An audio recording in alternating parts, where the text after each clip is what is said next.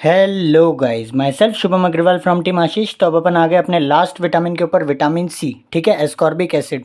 वही orientation, chemistry और synthesis देखेंगे सबसे पहले। उसके बाद मेटाबॉलिज्म देखेंगे। मोस्ट इंपॉर्टेंट जो क्वेश्चन इसमें से आएगा वो बायोकेमिकल फंक्शंस, उसकी डेफिशिएंसी, मैनिफेस्टेशन, इससे क्या होता है, स्कर्वी होता है, आप सबने नीट में भी पढ़ा है। और लास्ट में सोर्सेज और इसके आरडीए डिस्कस करेंगे और थोड़े बहुत थेरेप्यूटिक यूज डिस्कस करेंगे। ठीक है, तो स्टार्ट करता है विटामिन सी। सबसे पहले अगर केमिस्ट्री की बात करें, सबसे पहले तो कौन सा है, ये वाटर सॉल्युबल विटामिन है।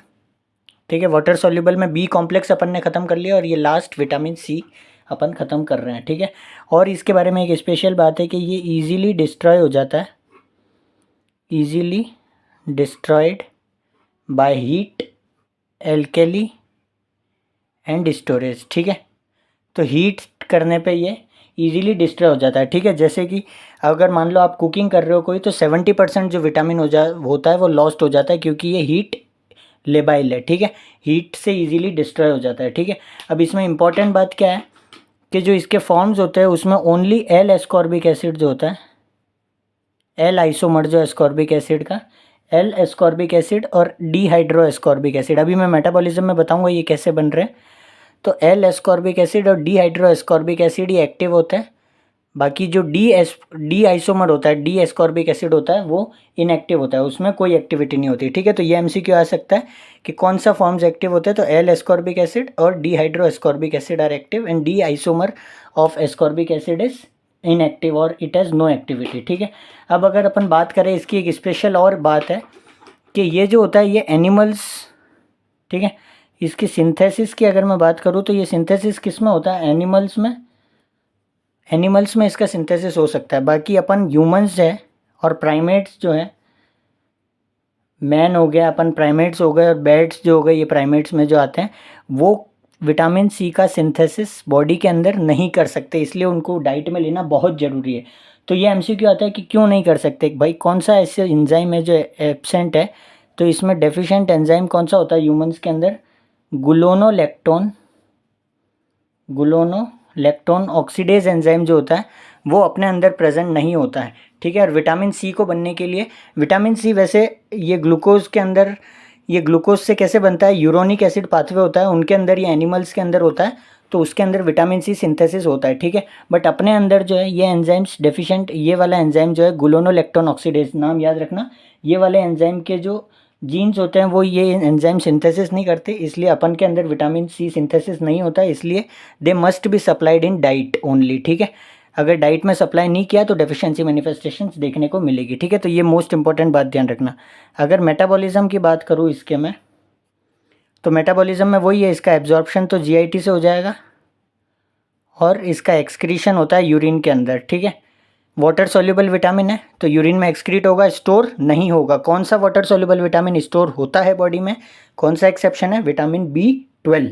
ठीक है, ये अपन ने बात करी थी पिछली वीडियो में। और इसके बारे में बात करूँ तो ये एक स्ट्रॉन्ग रिड्यूसिंग एजेंट है, विटामिन सी जो है ये स्ट्रॉन्ग रिड्यूसिंग एजेंट है, और रिड्यूसिंग एजेंट है तो ये बेनेडिक्ट टेस्ट जो होता है वो पॉजिटिव देता है। ठीक है, तो रिड्यूसिंग शुगर्स जो बेनेडिक्ट टेस्ट देती है, तो ये भी रिड्यूसिंग एजेंट है, तो ये भी बेनेडिक्ट टेस्ट पॉजिटिव देता है। अब अगर इसके मेटाबॉलिज्म की बात करूँ तो मैंने बताया इसका फॉर्म जो होता है वो होता है एल एस्कॉर्बिक एसिड। ठीक है, एल एस्कॉर्बिक एसिड का सबसे पहले होगा ऑक्सीडेशन, ऑक्सीडेशन मतलब रिमूवल ऑफ हाइड्रोजन। ठीक है, तो 2 हाइड्रोजन रिमूव होंगे और बनता है डी हाइड्रो एस्कॉर्बिक एसिड। ठीक है, और ये दोनों फॉर्म एक्टिव है, मैंने बताया। एल डी क्यों नहीं लिखा मैंने, क्योंकि डी फॉर्म इनएक्टिव है। ठीक है, और फिर अब इसकी हाइड्रोलाइसिस हो जाती है और एक इंटरमीडिएट कंपाउंड बनता है, अगर ये इंटरमीडिएट ध्यान नहीं रहे तो भी चलेगा, डाई कीटो एल गुलोनिक एसिड। ठीक है, और फर्दर ये फिर जो होता है डायरेक्ट आप लिख देना कि ऑक्जेलिक एसिड में कन्वर्ट हो जाता है, और ये ऑक्जेलिक एसिड फिर है वो जो एक्सक्रीट हो जाता है यूरिन के अंदर। ठीक है, तो ये ऑक्जेलिक एसिड एक्सक्रीट हो जाता है। तो कुछ इस तरीके से इसका मेटाबॉलिज्म है। तो मोस्ट ऑफ द ऑक्जेलेट्स जो है यूरिन के अंदर वो कहाँ से डिराइव हो रहा है, ये ऑक्जेलिक एसिड जो यूरिन में डिराइव, तो most of the oxalates in urine are derived from vitamin C. और ऑक्जेलेट कहाँ पे एक्सक्रीट हो रहा था, कौन से अमीनो एसिड के मेटाबॉलिज्म में अपन ने देखा था कि ऑक्जेलिक एसिड बन रहा था, ग्लाइसिन। ठीक है, तो मेजर ये अगर आपको बात ध्यान रहे तो बहुत अच्छी बात है कि मोस्ट ऑफ द ऑक्जेलेट्स जो होते हैं वो कहाँ से डिराइव होता है, एस्कॉर्बिक एसिड, और जो बचे कुचे होते हैं वो कहाँ से डिराइव होता है, ग्लाइसिन के मेटाबॉलिज्म से, ठीक है। तो ये इसका मेटाबॉलिज्म, ये रिएक्शन ध्यान रखना है, ठीक है। और एल वाला फॉर्म ही होता है, डी वाला फॉर्म इनएक्टिव होता है। अब अपन देखते हैं इसके मोस्ट इंपॉर्टेंट बायोकेमिकल फंक्शंस, ठीक है। इस पर अलग से शॉर्ट नोट भी आ सकता है, तो ये बहुत सारे अपन अच्छे से एक एक करके डिस्कस करते हैं, ठीक है। सबसे पहला बायोकेमिकल फंक्शन तो क्या है कि इसमें रिवर्सिबल ऑक्सीडेशन रिडक्शन रिएक्शन होती है, ठीक है। ऑक्सीडेशन रिडक्शन रिएक्शन होती है, ठीक है। कि ये विटामिन सी जो है ये कैसे रह सकता है, या तो एस्कॉर्बिक एसिड की फॉर्म में भी रह सकता है, या फिर इसका ऑक्सीडेशन होकर डीहाइड्रो एस्कॉर्बिक एसिड की फॉर्म में भी रह सकता है। तो ठीक है, सबसे पहले तो यही रिएक्शन लिख लेना। उसके बाद मोस्ट मोस्ट मोस्ट इंपॉर्टेंट इसका जो रोल है, hydroxylation, hydroxylation of proline and lysine, ठीक है। तो ये प्रोलीन और लाइसिन का हाइड्रोक्सिलेशन में मोस्ट इंपॉर्टेंट है। प्रोलीन हाइड्रोक्सिलेशन के बाद क्या बन जाएगा, हाइड्रोक्सी प्रोलीन, और लाइसिन क्या बन जाएगा, हाइड्रोक्सी लाइसिन, ठीक है। तो पोस्ट ट्रांसलेशनल जो हाइड्रोक्सिलेशन होता है, post translational hydroxylation of proline and lysine residues, ठीक है। तो ये ऐसी ऐसी लैंग्वेज अपन लिखेंगे एग्जाम में कि एग्जामिनर भी चकरा जाएगा, ठीक है। Post translational hydroxylation of proline and lysine residues होता है, ठीक है। और हाइड्रोक्सिलेशन क्यों इंपॉर्टेंट है, क्या ज़रूरत है इसकी, तो it is essential for formation of cross links in collagen. जो कोलेजन होता है उसमें क्रॉस लिंक बन जाते हैं इस हाइड्रोक्सिलेशन के कारण, और इससे क्या मिलती है, कोलेजन को टेंसाइल स्ट्रेंथ प्रोवाइड करता है, ये फाइबर्स को टेंसाइल स्ट्रेंथ प्रोवाइड करता है, ठीक है। और स्ट्रक्चरल स्ट्रेंथ प्रोवाइड करता है और क्रॉस लिंकिंग प्रोवाइड करता है। तो अपन देखेंगे कि इसकी डेफिशिएंसी में जो कैपिलरीज है वो एकदम वीक हो जाती है, क्योंकि कोलेजन का क्रॉस लिंकिंग अच्छे से नहीं हो रहा है, टेंसाइल स्ट्रेंथ मेंटेन नहीं रह रही, तो जो वीक कैपिलरीज है वो ब्रेक हो जाती है और उससे ब्लीडिंग होती है। तो अपन देखेंगे, मोस्ट इंपॉर्टेंट ये फंक्शन ध्यान रखना। अब एक एक अमीनो एसिड का मेटाबॉलिज्म डिस्कस करते हैं। ट्रिप्टोफान के मेटाबॉलिज्म में कहीं विटामिन सी आया था, याद करो फटाफट, ट्रिप्टोफान के मेटाबॉलिज्म में कहाँ आया था। जो अपन ट्रिप्टोफान से 5 हाइड्रोक्सी ट्रिप्टोफान बना रहे थे, तो उसमें हाइड्रोक्सिलेशन रिएक्शन थी ये। तो ट्रिप्टोफान से 5 हाइड्रोक्सी ट्रिप्टोफान, उसमें मैंने आपको बताया था कि विटामिन सी रिएक्शन में जाके देखो, वहाँ पे साइड में मैंने लिखा हुआ है कि विटामिन सी इसमें चाहिए, ठीक है। कुछ भी चीज़ छोड़ी नहीं है अपन ने। और ये इससे फिर एंड में क्या बनता है, सीरोटोनिन, ठीक है, सीरोटोनिन। तो ट्रिप्टोफान के हाइड्रोक्सिलेशन में, ट्रिप्टोफान के मेटाबॉलिज्म में पढ़ा था for the formation of serotonin, ठीक है, इट रिक्वायर्स विटामिन सी। अब टायरोसिन के मेटाबॉलिज्म में कहीं पढ़ा था, फटाफट बताओ, टायरोसिन के मेटाबॉलिज्म में कहाँ पढ़ा था। तो अपन ने टायरोसिन के मेटाबॉलिज्म में कहाँ पढ़ा था, ऑक्सीडेशन हो रहा था of para hydroxy phenyl pyruvate, para hydroxy phenyl pyruvate to homogentisic acid जो बन रहा था, उसके अंदर देखो इस रिएक्शन के अंदर भी विटामिन सी की रिक्वायरमेंट होती है, ठीक है। पैरा हाइड्रोक्सी फिनाइल पायरुवेट से होमोजेंटेसिक एसिड, ठीक है, अपन ने डिस्कस भी किया था एल्केप्टोन्यूरिया और वो सब, ठीक है, याद आ रहा है ना, ठीक है। अब बढ़ते हैं आयरन के मेटाबॉलिज्म में। तो आयरन के मेटाबॉलिज्म में ये विटामिन सी क्या करता है, it increases the absorption of iron, ये आयरन के एब्जॉर्प्शन को इंक्रीज करता है। आयरन का एब्जॉर्प्शन किस फॉर्म में होता है, Fe+2 से ही एब्जॉर्प्शन होता है, ठीक है। तो जो भी डाइट में Fe+3 है वो Fe+2 में कन्वर्ट करने का काम किसका, विटामिन सी का, और एब्जॉर्प्शन आयरन का कौन बढ़ाएगा, विटामिन सी, ठीक है। फोलिक एसिड के मेटाबॉलिज्म में भी इसका रोल है, इनडायरेक्ट रोल है फोलिक एसिड मेटाबॉलिज्म में।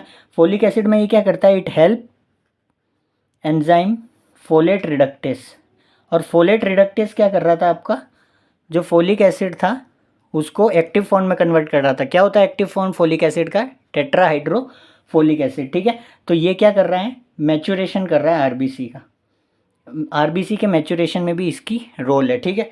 अपन देखेंगे आगे। तो ये मेन अपन ने क्या देखे, ट्रिप्टोफान, टायरोसिन, आयरन और फोलिक एसिड का मेटाबॉलिज्म, ठीक है। एक हीमोग्लोबिन का मेटाबॉलिज्म, मोस्ट इंपॉर्टेंट, हीमोग्लोबिन का मेटाबॉलिज्म क्या करता है, ये जो है मैथ हीमोग्लोबिन जो होता है उसको हीमोग्लोबिन के अंदर कन्वर्ट कर देता है, ठीक है। सब जो एक एक पॉइंट है ये सब अच्छे से याद होने चाहिए आपको, ठीक है। उसके बाद अगर अपन बात करें, हीमोग्लोबिन का मेटाबॉलिज्म भी हो गया। अब अगर देखें तो इसका एंटीऑक्सीडेंट इफेक्ट होता है, एंटीऑक्सीडेंट इफेक्ट होता है, ये भी मोस्ट इंपॉर्टेंट फंक्शन है इसका। अपन फ्री रेडिकल और एंटीऑक्सीडेंट्स में अच्छे से वापस से देखेंगे इसको, पर एंटीऑक्सीडेंट इफेक्ट होता है मतलब ये फ्री रेडिकल्स को डिस्ट्रॉय करता है, फ्री रेडिकल्स स्कैवेंजिंग करता है, ठीक है। और फ्री रेडिकल स्कैवेंजिंग करता है तो it prevents development of cancer, ठीक है। कैंसर के जो रिस्क होते हैं वो कम हो जाते हैं, क्योंकि ये मोस्ट इंपॉर्टेंट एंटीऑक्सीडेंट है। और मैं आपको अगर बताऊँ अपन ने टोटल विटामिन के अंदर कौन से ऐसे विटामिन पढ़े जो एंटीऑक्सीडेंट है, तो हमेशा याद रखना ACE। विटामिन ए के अंदर मैंने आपको बताया ये एंटीऑक्सीडेंट है, ई वाला तो alpha tocopherol most potent antioxidant है, और सी वाला अभी अपन ने देखा। तो ACE से ध्यान रखना कि ये तीनों जो है ये एंटीऑक्सीडेंट विटामिन है, ठीक है। अपन वहाँ पे भी डिस्कस करेंगे इसको। और 9वां इसका फंक्शन है कैटरेक्ट। कैटरेक्ट ये करता नहीं है। विटामिन सी क्या होता है, ये कंसनट्रेट हो जाता है लेंस के अंदर, ठीक है। आइज़ के अंदर जो लेंस होते हैं उसमें कंसनट्रेट होता है, और अगर अपन रेगुलर इनटेक कर रहे हैं इसका, तो it reduces the risk of cataract formation, reduces the risk of cataract formation, ठीक है। तो ये बात भी ध्यान रखना। और लास्ट इसका 10 फंक्शन टोटल अपन बात कर रहे हैं, तो स्टेरॉयड हार्मोन सिंथेसिस में भी इसका रोल होता है, ठीक है। तो वापस से फटाफट देखते हैं क्या क्या फंक्शन थे। सबसे पहला अपन सबको याद है रिवर्सिबल ऑक्सीडेशन रिडक्शन, ठीक है, क्योंकि ये एल एस्कॉर्बिक और डीहाइड्रोएस्कॉर्बिक दोनों में इंटरचेंजेबल है, ठीक है। उसके बाद most most most important hydroxylation of proline and lysine for providing cross linkage in collagen and tensile strength, ठीक है। फिर ट्रिप्टोफान का मेटाबॉलिज्म, टायरोसिन का मेटाबॉलिज्म याद हो गया। आयरन का मेटाबॉलिज्म में एब्जॉर्प्शन बढ़ा रहा है। फोलिक एसिड के मेटाबॉलिज्म, हीमोग्लोबिन में methaemoglobin to haemoglobin most important, antioxidant function most important ACE ध्यान रखना, और it reduces the risk of cataract and steroid hormone synthesis में इसका बायोकेमिकल फंक्शन, ठीक है। तो ये सब बायोकेमिकल फंक्शन के बाद अब अपन बढ़ते हैं डेफिशिएंसी मैनिफेस्टेशन की तरफ। तो ये सब ध्यान होने चाहिए, उससे डेफिशिएंसी अपन हाथों हाथ निकाल लेंगे, ठीक है। तो अब अपन डेफिशिएंसी करते रहते हैं, ठीक है। अब अपन करते हैं इसकी डेफिशिएंसी, ठीक है। तो डेफिशिएंसी मैनिफेस्टेशंस क्या क्या होंगे, तो इसकी डेफिशिएंसी से मोस्ट कॉमनली जो डिजीज़ होती है वो होती है स्कर्वी, ठीक है। तो अपन को स्कर्वी डिस्कस करना है, स्कर्वी क्या होती है, ठीक है। तो स्कर्वी में क्या हो जाता है, सबसे पहले मैं इन्फेंट्स की बात करूँ, तो इन्फेंट्स के अंदर जब 6 से 12 महीने तक जब वो सिर्फ ब्रेस्ट मिल्क पे डिपेंडेंट है, ठीक है, तो we should provide diet should be supplemented with vitamin C, supplemented with vitamin C. अपन को विटामिन सी की डाइट देनी पड़ती है। विटामिन सी प्रोफाइलेक्टिकली भी देते हैं इन्फेंट्स के अंदर। अगर नहीं दिया तो क्या होगा, विटामिन सी की डेफिशिएंसी हो जाएगी, और उसको बोलेंगे अपन इन्फेंटाइल स्कर्वी, इन्फेंटाइल स्कर्वी। और इसका दूसरा नाम जो होता है वो कभी MCQ में आ जाए तो इसको बोलते हैं बार्लोस डिजीज़, ठीक है, बार्लोस डिजीज़, इन्फेंटाइल स्कर्वी, ठीक है। विटामिन सी बहुत ज़रूरी है 6 to 12 मंथ्स इन्फेंट्स के अंदर। अब अपन बात करते हैं स्कर्वी। तो इसमें क्या हो जाता है, हेमरेजिक टेंडेंसी हो जाती है, हेमरेजिक टेंडेंसीज। अब क्यों हो जाती है हेमरेजिक टेंडेंसीज, अपन ने बात करा है कि ये किस में मोस्ट इंपॉर्टेंट है, hydroxylation of proline and lysine. तो वो क्या कर रहा था, कोलेजन को स्ट्रेंथ प्रोवाइड कर रहा था। अब अगर इसकी डेफिशिएंसी है तो कोलेजन एब नॉर्मल हो गया, कोलेजन अगर एब नॉर्मल हो गया तो कैपिलरीज जो है वो फ्रेजाइल हो जाएगी, बहुत वीक हो जाएगी, and they break even on minor pressure, ठीक है। इवन ऑन जरा सा अगर प्रेशर लगाओगे और कैपिलरी ब्रेक हो जाएगी और ब्लीडिंग होने लग जाएगी, ठीक है। तो tendency to bleed even under minor pressure. और ब्लीडिंग कैसे मैनिफेस्ट करेंगे, पेटेचे होगी in mild deficiency, mild deficiency पे पेटेचे देखने को मिल सकते हैं। और अगर सीवियर डेफिशिएंसी है तो एकाइमोसिस या फिर हिमेटोमा इन सीवियर कंडीशंस, ठीक है। तो ये ब्लीडिंग मैनिफेस्टेशंस हो गई इसकी, पेटेचे इन माइल्ड डेफिशिएंसी एंड एकाइमोसिस और हिमेटोमास इन सीवियर कंडीशंस, ठीक है। और इसमें क्या क्या होगा, swollen and painful bleeding gums, bleeding जो गम्स होंगे आपके पेनफुल होंगे और स्वोलन हो जाएंगे, ठीक है। क्यों होंगे, वही कोलेजन का क्रॉस लिंकिंग मेंटेन नहीं हो रहा due to defective hydroxylation of proline and lysine, ठीक है। तो मोस्ट इंपॉर्टेंट ये बात ध्यान रखनी है। और हेमरेजिक मैनिफेस्टेशन कैसे, इंटरनल ब्लीडिंग भी हो सकती है अगर बहुत ज़्यादा सीवियर डेफिशिएंसी है, तो इंटरनल ब्लीडिंग भी हो सकती है इन सीवियर केसेस। और एपिस्टेक्सिस हो सकता है, एपिस्टेक्सिस हो सकता है, नाक से खून बहेगा, ठीक है। हिमेचूरिया हो सकता है, यूरिन के अंदर भी ब्लड आ सकता है, ठीक है। और मेलेना भी हो सकता है, ठीक है।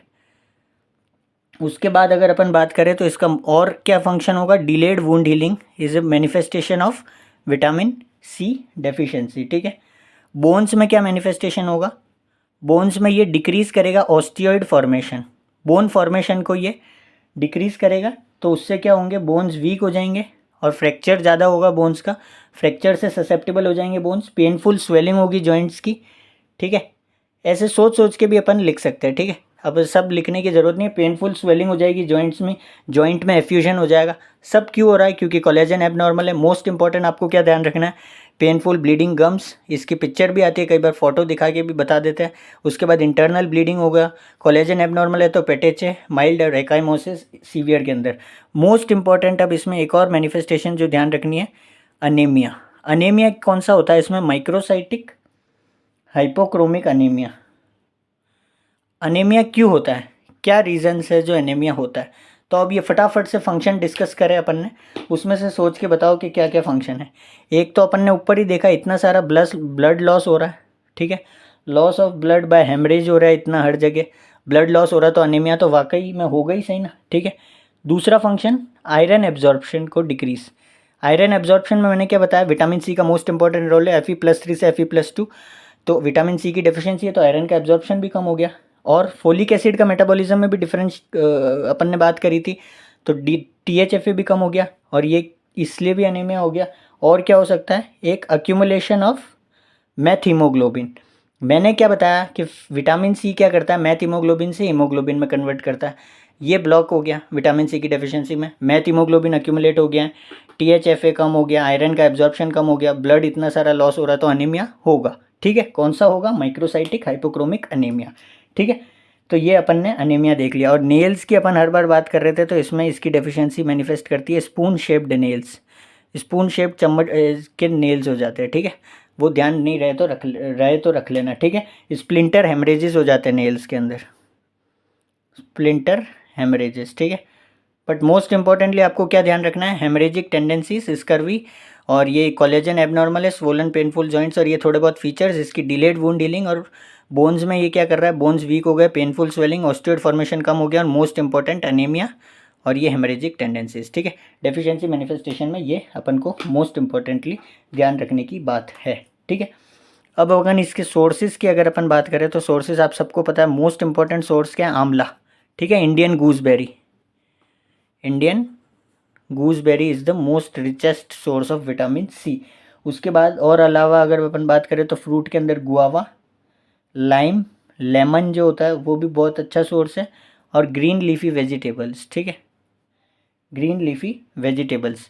इसकी RDA की बात करें तो अराउंड 75 मिलीग्राम पर डे, ठीक है, 75 मिलीग्राम पर डे चाहिए होता है। और अप्रॉक्सीमेटली 50 ml अगर ऑरेंज जूस आप पी लो, तो वो इक्विवेलेंट होता है 75 मिलीग्राम पर डे के, ठीक है। तो ऑरेंज जूस भी बहुत अच्छा सोर्स है, ठीक है। और प्रेगनेंसी और लैक्टेशन के अंदर इसकी रिक्वायरमेंट बढ़ के अराउंड 100 मिलीग्राम पर डे हो जाती है, ठीक है। तो ये सोर्सेज और RDA हो गए। अब अगर इसके थेराप्यूटिक यूजेस की थोड़ी बहुत बात करूँ, विटामिन सी यहाँ पे ख़त्म हो गया, तो अब इसका थेराप्यूटिक यूजेस कहाँ पे इसको यूज़ लेते हैं? तो इसको यूज़ अपन थेराप्यूटिक यूजेस में, एक तो एज एडजुवेंट इन इन्फेक्शंस, एडजुवेंट इन इन्फेक्शंस, मैंने बताया ये एंटीऑक्सीडेंट विटामिन है, तो इसको इन्फेक्शंस में यूज़ कर सकते हैं अपन। और कहाँ पे यूज़ कर सकते? बिकॉज मैंने बताया कि ये क्या करता है? हील वुंड करता है, ठीक है, वुंड हील करता है। क्योंकि मैंने क्या बताया, इसकी डेफिशिएंसी से क्या होगा? Delayed wound healing. तो ये वुंड हीलिंग करता है और एंटीऑक्सीडेंट प्रॉपर्टी है, इसलिए इसको अपन for treatment of ulcers, wounds, trauma, कोई भी बर्न्स, उसमें यूज़ कर सकते हैं, ठीक है। तो एक तो इन्फेक्शन में यूज़ कर सकते हैं, एक कहीं अल्सर है या कोई वुंड है, ट्रॉमा है, बर्न्स है, तो ये क्या करता है? विटामिन सी हील करता है उनको ज़्यादा जल्दी से, ठीक है। तो उनके लिए दे सकते हैं। बट इसकी यूज़ जो होती है वो हाई डोजेस पे होती है, हाई डोजेज यूज़ करते हैं अराउंड 2000 से 5000 मिलीग्राम टू प्रिवेंट इन्फेक्शंस, ठीक है, टू प्रिवेंट इन्फेक्शन। तो ये मेगा डोजेज में यूज़ होता है, ठीक है। थेराप्यूटिक डोजेज इनकी बहुत हाई होती है, मेगा डोजेज में यूज़ होता है। और मान लो अगर बहुत ज़्यादा टाइम तक अगर आप हाई डोजेज ले रहे हैं, तो इसकी टॉक्सिसिटी हो जाती है मोर देन, अगर 2000 मिलीग्राम लॉन्ग टाइम तक अगर आप ले रहे हैं, ठीक है, लॉन्ग टाइम तक अगर आप ले रहे हैं, तो इसकी आयरन की ओवरडोज हो जाती है इसमें। क्यों हो जाती है आयरन की ओवरडोजेज? बताओ। क्योंकि ये आयरन के एब्जॉर्प्शन को, मैंने क्या बताया, बढ़ाता है। बहुत ज़्यादा ओवरडोज हो रही है, बहुत ज़्यादा, आप 2000 मिलीग्राम से ज़्यादा रोज़ की रोज़ लिए जा रहे हो लॉन्ग टाइम से, तो आयरन का एब्जॉर्प्शन बढ़ाता है और आयरन ओवरडोजेज हो जाती है, ठीक है। तो आयरन ओवरडोजेज किस में हो जाती है? ओवरडोज से, विटामिन सी के ओवरडोज से, ठीक है। तो मोस्ट इंपॉर्टेंट इसमें आपको क्या ध्यान रखना है विटामिन सी में? सबसे पहले तो इसकी ये एक एमसीक्यू कि डी वाला जो होता है वो इनएक्टिव होता है, ओनली एल एस्कॉर्बिक एसिड और डी हाइड्रो एस्कॉर्बिक एसिड, ठीक है। उसके बाद ये मेटाबॉलिज्म, उसके अंदर ये बीच वाला ध्यान नहीं रहे तो चलेगा, डायरेक्ट डी हाइड्रो, उससे ऑक्जेलिक एसिड और ये एक्सक्रीट होता है। उसके बाद मोस्ट मोस्ट मोस्ट इंपॉर्टेंट इसकी बायोकेमिकल फंक्शंस जो अपन ने 10 पढ़ी, अच्छे से समझोगे तो 10 की 10 वीडियो के साथ ही याद हो जाएगी, ठीक है। और वीडियो देख के ही नोट्स पढ़ना, डायरेक्ट नोट्स पढ़ोगे तो आपको इतना मतलब मज़ा नहीं आएगा और बहुत डिफ़िकल्ट लगेगी चीज़ें। एक बार मैं वीडियो में जिस तरह से बताता हूँ ना, वो वीडियो सुनने के बाद जस्ट आपने अगर नोट्स पढ़ लिया ना, तो आपको मतलब बहुत बहुत बहुत बेनिफिट मिलेगा, ठीक है।